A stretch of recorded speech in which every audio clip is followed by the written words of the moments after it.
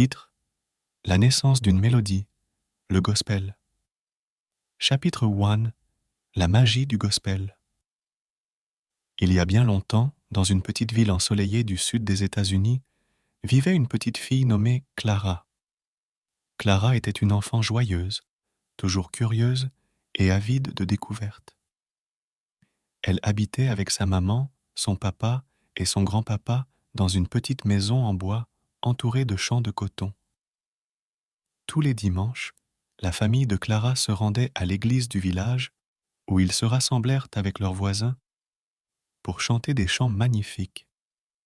Ces chants, appelés gospel, étaient remplis d'émotion, de foi et de joie. Clara adorait ces moments où tout le monde se tenait par la main, se balançait en rythme et chantait de tout son cœur. Elle aimait tout particulièrement écouter son grand-papa, qui avait une voix douce et puissante à la fois. Elle avait une voix douce et puissante à la fois. Il lui racontait souvent que les chants gospel avaient un pouvoir magique, celui d'unir les cœurs et de faire oublier l'espace d'un instant tous les soucis de la vie. Chapitre 2: Le secret de grand-papa. Un jour, alors qu'elle jouait près du vieux chêne derrière leur maison, Clara remarqua que son grand-papa avait l'air pensif, son regard perdu dans le lointain. Curieuse comme toujours, elle s'est rendue à l'église du village de Clara. Elle s'approcha et demanda: « Grand-papa, pourquoi les chants gospel sont-ils si spéciaux ?» Son grand-papa sourit tendrement et répondit: « Ah, ma petite Clara, le gospel vient d'un endroit très spécial, du cœur de ceux qui chantaient pour surmonter les moments difficiles. Il y a bien longtemps, quand notre peuple travaillait dur dans les champs, sous le soleil brûlant, ils chantaient pour se donner du courage. Ces chants parlaient d'un esprit de la vie. C'est ça, c'est ça, c'est ça. Ces chants parlaient d'espoir, de liberté et de foi. Chaque note, chaque parole était comme une prière chantée au ciel. Clara écouta attentivement, ses yeux grands, ouverts. Elle imagina des hommes et des femmes chantant ensemble sous le soleil, leurs voix s'élevant comme des oiseaux libres. Chapitre 3: Une mélodie éternelle.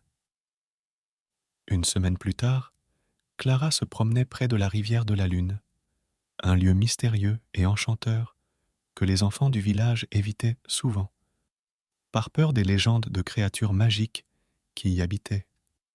Mais Clara, elle, aimait cet endroit. Elle s'assit sur un rocher, ferma les yeux et se mit à chanter doucement l'un des chants que son grand-papa lui avait appris. Tout à coup, elle perdit l'équilibre et tomba dans l'eau. En se relevant, toute mouillée mais amusée, elle aperçut un objet scintillant au fond de la rivière. En le ramassant, elle découvrit une vieille cloche dorée, ornée de gravures mystérieuses. Clara se souvint alors des histoires de son grand-papa. C'est la cloche de l'harmonie. Component placement, pensa-t-elle. Cette cloche apparaissait dans toutes les légendes que racontait son grand-papa.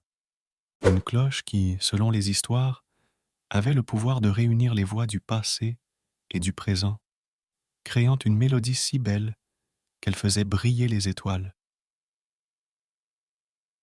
Chapitre 4: L'écho du gospel.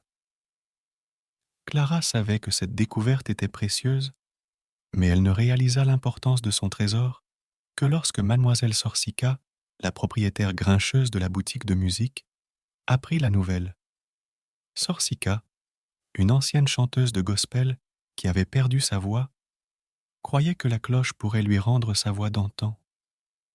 Elle décida de tout faire pour s'en emparer avant que Clara ne puisse comprendre son véritable pouvoir. Avec l'aide de ses amis, Tim et Lila, Clara fit face à plusieurs défis.